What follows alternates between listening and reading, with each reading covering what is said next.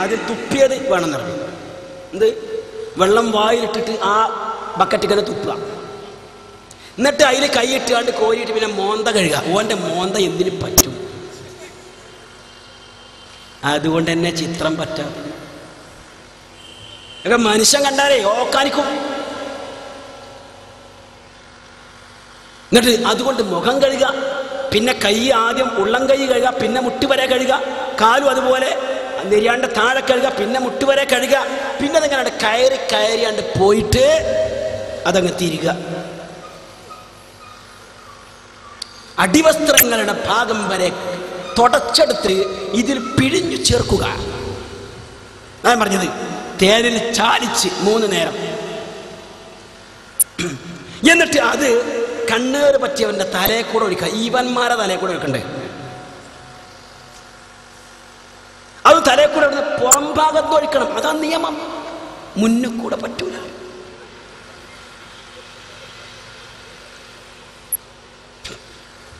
എന്താ അതിനൊക്കെ പറയാ?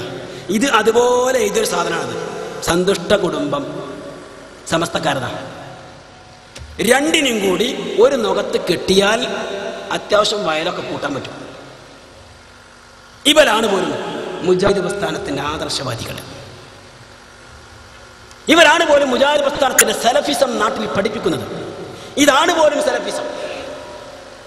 ഇത് നമ്മുടെ നാട്ടിൽ വ്യാപിപ്പിക്കുവാനുള്ള ഗൂഢമായ ഭീകര പ്രവർത്തനങ്ങളുടെ ഭാഗമാണ് ഈ പുളിക്കൽ പ്രദേശത്ത് നടന്നത്. ഇന്ന് അടിയാണെങ്കിൽ നാളെ കുളിയുമുണ്ടാകും. സിഹിറും കണ്ണേറും അടിയും പിടിയും. ഇരുവേറ്റി പറഞ്ഞ പോലെ തൗഹീദും ശിർക്കും ഒന്നും ഇപ്പോൾ ചർച്ചാ വിഷയമല്ല. ഞാൻ ഒന്നുകൂടി ആവർത്തിച്ചു പറയട്ടെ, ഇതിവർ തിരുത്തുകയല്ല ചെയ്തത്, പരമാവധി അരക്കിട്ടുറപ്പിക്കുകയാണ് ചെയ്തത്. അതുകൊണ്ട് ഇവിടെ പോലും അങ്ങനെ ഒരു പ്രശ്നമുണ്ടായിട്ട് എന്തുകൊണ്ടോ ഈ നാട്ടിൽ എത്ര ചെറുപ്പക്കാരുണ്ട്. ആവശ്യത്തിനും അനാവശ്യത്തിനും വേണമെങ്കിൽ ബഹളം വെക്കുവാനും അടിയുണ്ടാക്കാനൊക്കെ അറിയുന്ന ചെറുപ്പക്കാരുണ്ടല്ലോ. ആ ചെറുപ്പക്കാരെവിടെ പോയി? അവർക്ക് നേതൃത്വം കൊടുക്കുന്ന മഹാരഥന്മാരായ കാരണവന്മാർ എവിടെ പോയി? എന്താ കാരണം? ഇവർ പിൻവലിക്കല്ല ചെയ്തത്. അവർ നന്നായി അകത്തേക്ക് ഇറങ്ങി പണിയെടുത്ത് അരക്കിട്ടുറപ്പിച്ചു. ഈ വിഷയം കുറച്ചുകൂടി കാര്യങ്ങൾ ശ്രദ്ധയിൽപ്പെടുത്താനുണ്ട്. പക്ഷേ എൻ്റെ ആരോഗ്യം അനുവദിക്കാത്തത് കൊണ്ട് അത്യാവശ്യം സംഭവമായിട്ടുണ്ടല്ലോ, വേണ്ടി വന്നാൽ നമുക്ക് ഇനിയും പറയേണ്ടി വരും. ഒരു വിഷയം കൂടി എന്തായാലും ചേർക്കേണ്ടതുണ്ടായിരുന്നു. അത് നമ്മളെ മുടി പ്രശ്നമാണ്. സമയമല്ല, ആരോഗ്യമില്ല. അതിനെക്കുറിച്ചൊരു വാചകം എനിക്ക് പറയാനുണ്ട്. ആ മുടിയെക്കുറിച്ച് EK വിഭാഗം സുന്നികളും നവയാഥാസ്ഥികരും ഒരേ പാളയത്തിലാണുള്ളത്. ഇത്രയുള്ളൂ.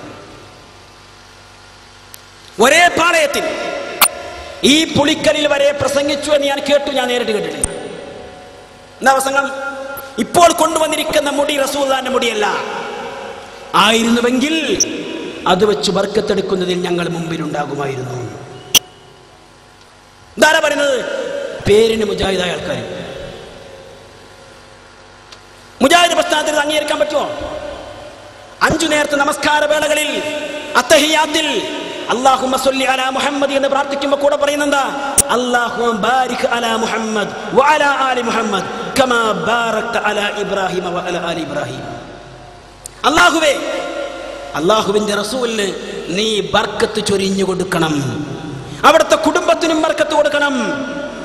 ഇബ്രാഹിം നബിക്കും കുടുംബത്തിനും ബർക്കത്ത് ചൊരിഞ്ഞു കൊടുത്ത പോലെ അല്ലാഹുവിന്റെ റസൂല് വരെ ബർക്കത്ത് കിട്ടാൻ അല്ലാഹ് കൊടുക്കണം എന്നാ പറഞ്ഞത് അല്ലേ? ഖുർആൻ പറഞ്ഞ എന്താ? ഖുൽ ലാ അംലികു ലിനഫ്സി നഫ്അൻ വലാ ദർറ. എനിക്ക് വേണ്ടി ഒരു ഗുണവും ദോഷവും ഞാൻ സ്വന്തമാക്കിയിട്ടില്ല എന്ന് സമൂഹത്തെ പഠിപ്പിച്ചേക്കുന്നത് അല്ലേ? വിവാഹിതരാവുന്നവർക്ക് പ്രാർത്ഥിക്കാറുണ്ട്, ബാറക്കല്ലാഹു ലക്കുമ, അല്ലാഹ് ബർക്കത്ത് ചെയ്യട്ടെ. എല്ലാ ബർക്കത്തും കൊടുക്കേണ്ട അല്ലയാണ്. എന്നാൽ പ്രവാചകർക്ക് വരെ അല്ലാഹ് ബർക്കത്ത് കൊടുക്കണം എന്ന് പ്രാർത്ഥിക്കുവാൻ വിധിക്കപ്പെട്ട മുസ്ലിം സമൂഹത്തിന്റെ മുമ്പിൽ യാഥാസ്ഥികരും നവയാഥാസ്ഥികരും കൈകോർത്ത് പിടിച്ചു പറയുന്നു, പ്രവാചകരുടെ അവശിഷ്ടങ്ങളിൽ മുടിയിലും തൊലിയിലും പല്ലിലും എല്ലിലുമൊക്കെ ബർക്കത്തുണ്ട്, അത് നമുക്ക് സ്വായത്തമാക്കാം. ഞാനതാ പറഞ്ഞത്. രണ്ടും ഒരേ പാളയത്തിൽ ഒരുമിച്ച് കെട്ടേണ്ടവർ. മുജാഹിദ് താരത്തിന് അവ രണ്ടിനെയും ഒരുപോലെ കാണാൻ പറ്റിയിട്ടുള്ളൂ.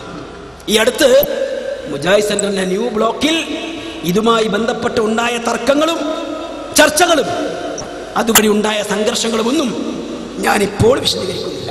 ഇൻഷാ അല്ലാഹ് എല്ലാം വഴിയെ നോക്കി നിന്ന് കാണാനും അറിയാനും അവസരമുണ്ടാകും. എനിക്ക് പറയാനുള്ളത് ഇത് പുളിക്കലാണ് മുജാഹിദ് പ്രസ്ഥാനത്തിന്റെ ഈറ്റില്ലമാണ്.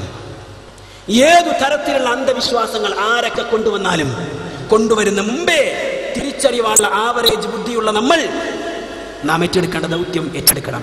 യുജാഹിദൂന ഫീ സബീലില്ലാഹ് ലാ യഖാഫൂന ലൗമത ലായിം ദാക ഫദ്ലുല്ലാഹ് യുഅ്തിഹി മൻ യശാ.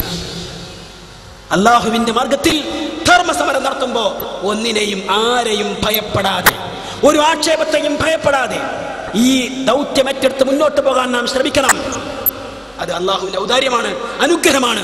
അത് നമുക്ക് ലഭിക്കണം. അതിനുവേണ്ടി പണിയെടുക്കണം.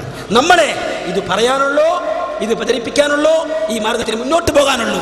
അതിനാൽ നമ്മുടെ ഉത്തരവാദിത്തം വളരെ വലിയതാണ് എന്ന് മാത്രം ശ്രദ്ധയിൽപ്പെടുത്തി ഞാൻ അവസാനിപ്പിക്കുന്നു.